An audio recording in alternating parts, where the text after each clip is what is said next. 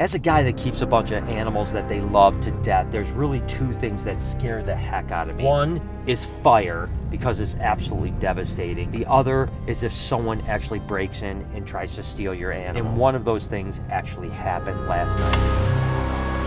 And trust me, fire is absolutely the most devastating thing when it comes to an animal collection. And I've had friends that have actually had that happen, something that terrifies me. Thankfully, we take a ton of precautions. I'm not gonna say it can never happen, but everything we do, we try to rate so that there's not potential for fire. I mean, of course, no one wants that to happen, but thankfully that didn't happen last night. But the other did happen. That's right, last night at 2:38 in the morning, someone actually drove up, backed their car in, got out of their car, had a ski mask on, and a crowbar. They went from door to door, trying to see if they could actually pry their way in. But you could tell they were kind of nervous. They were spooked. I mean, they literally were looking over the fence. They kept on stopping, looking towards other things. You gotta remember, we're in a small town, and the police station is only a couple blocks away. So it was obvious that they were very nervous. I don't know exactly what they were looking for, but again, they kept on putting the crowbar in the doors, trying to pry the doors open, and thankfully he ended up getting spooked and he left before he actually got in,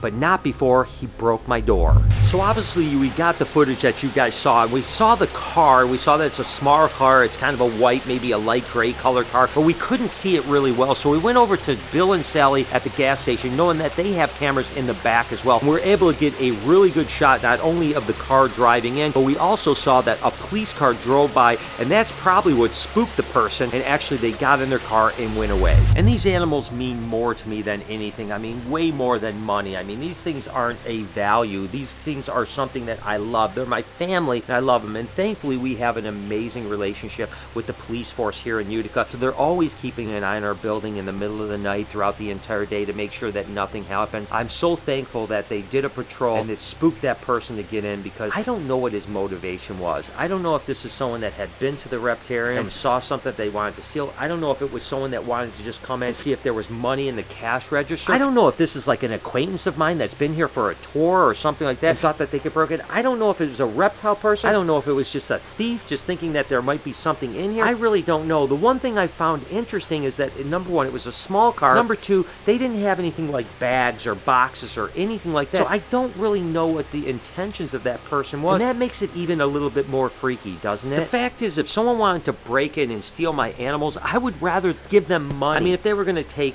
$1,000 worth of animals, I'd rather give them $1,000 of cash to not take my animals. Because I love them so much. It begs the question, like, why break into a reptile zoo? I will say in the past, when I know people that have had their place broken into and animals have stolen, oftentimes they catch the person, because, listen, if they take an animal from here, there's a good chance that when they try to sell it, someone's going to come back to me and say, that person is trying to sell something. And oftentimes, something that's worth $1,000, they're going to sell it for like $100. That's 10 cents on the dollar. And it terrifies me for people to steal the animals that I love. You gotta remember that these animals, most of them I've had for years and years. A lot of them have been since they were babies, and I've seen them grow up. The thought of losing even one of them is absolutely devastating to me. So obviously, as he was kind of prying at the door, this door cracked right here, just like this. Now, there's a couple things. When I first came in and saw this crack, I thought that maybe that it was the weather, because it got really cold. When you're running a place, probably not 2 or 3 days goes by that there's something major that doesn't happen. Something breaks, a glass falls out. In this case, we have the glass actually broke here this morning. Basically, it happened last night. And what probably happened is that when someone hit this hard, especially when it's cold like this, it actually kind of twists and it'll crack this. Got to call my glass guy up and get the glass fixed. It wasn't until Mike actually looked at the security footage and found that the guy was actually trying to break in that we realized that we were watching the cameras, and you could actually see the guy just come up with,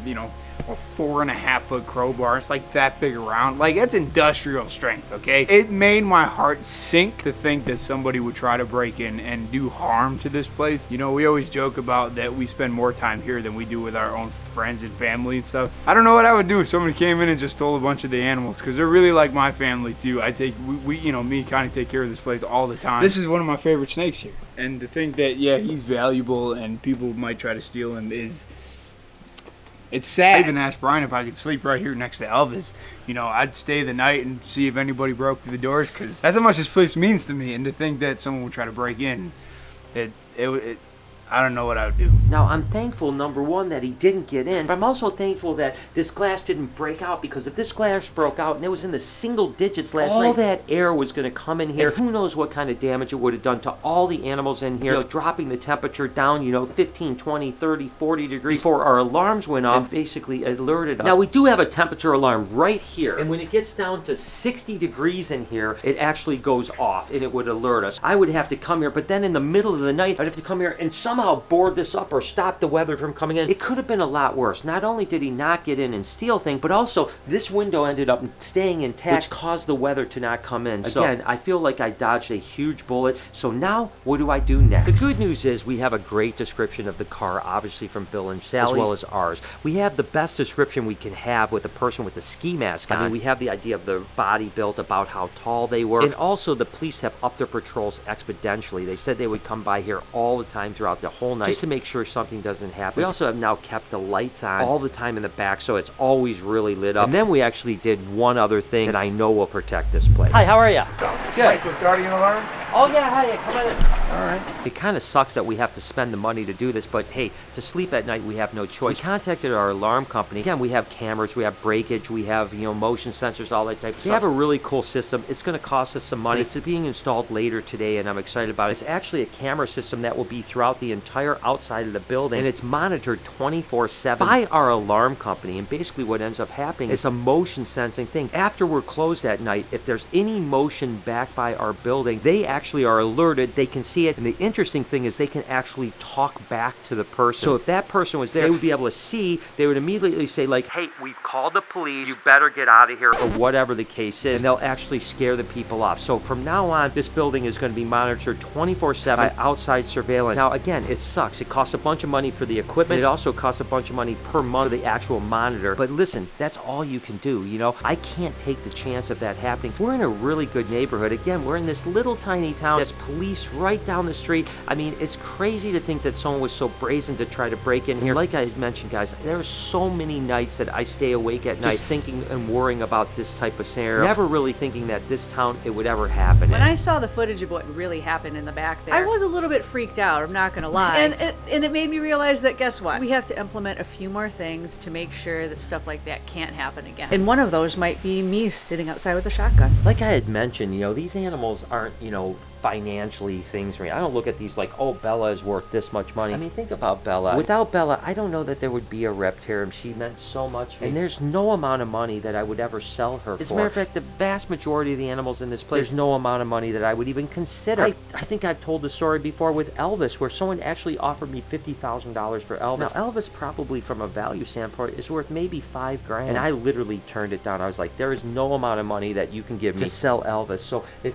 one of these animals went missing, it would absolutely be devastating, not from a financial standpoint, but from an emotional standpoint. I mean, look at Freya here. Of course, she's my new albino alligator. And she's becoming such a big part of things. And she's going to be a huge part of things as a Reptarium over the next couple years, with people getting an opportunity to hold a little albino alligator. If we lost something like this, I can't just replace it. I can't just get another baby albino alligator. These things mean more to me than you can absolutely imagine. And the thought that someone was that close to breaking in and not knowing what they would even take if they got in, absolutely terrifying to me. I mean, just look at this. I mean, these animals are so special. I mean, Ariana just literally crawls right up to me like, hey, what's going on, Dad? I mean, again, how could you put a dollar amount on that experience, on that animal, on that kind of relationship that we have? I mean, she is absolutely spectacular. And to be totally honest with you guys, even though they didn't get in, I feel completely violated. I never thought that we're going to have that problem in this location. And here we are having that problem. Sure, we're going to have the monitoring system, which is absolutely going to ease my nerves a little bit, but I'll be honest with you, each night now I'm going to be thinking about that. I'm going to have nightmares about that guy in a ski mask that had some sort of ill intent, trying to get into the building. What did he want? We don't know. Like, was he going for money? Was he going for animals? Obviously the good news was he wasn't malicious where he's just bashing out a window or something like that. So, things worked out really well considering, but that doesn't mean that emotionally it's any easier. I mean, someone tried to break into the Reptarium Reptarium. Someone was going to steal something at the Reptarium, and that is absolutely the most terrifying experience I could ever think of. In the end, it's great that all I have to do is spend some money and that nothing was actually taken or maybe even exposed to the weather here. You know, again, does it suck? Yeah, it sucks. It could have worked out so much worse than that, but at the same time, there's going to be a lot of sleepless nights. And I'm so happy that this new monitoring system is going to be installed later today. That'll help me a little bit, but still, I'm going to be thinking, like, is that person going to come back? Did they have other people that were involved that they might come back? You know, it's scary, you know, and